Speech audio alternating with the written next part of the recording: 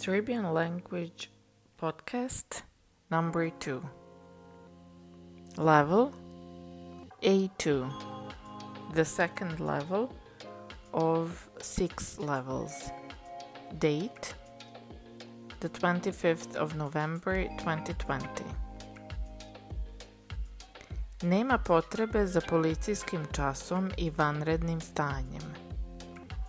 Dr. Branislav Tiodorović rekao je danas da u Srbiji ne treba da se organizuje policijski čas ili vanredno stanje. U budućnosti se ne planiraju zatvaranja ako ljudi budu odgovorni. Rekao je i da se posle 4. ili 5. decembra očekuje bolja situacija. Sada su bolnice prepune.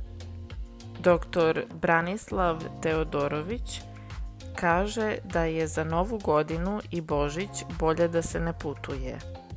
Do kraja ove nedelje ćemo znati da li će na granicama biti nove mere, zbog praznika koji su ispred nas.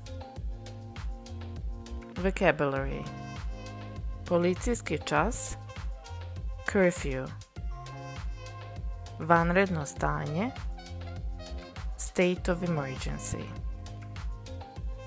Thank you for listening, Serbian Language Podcast 2.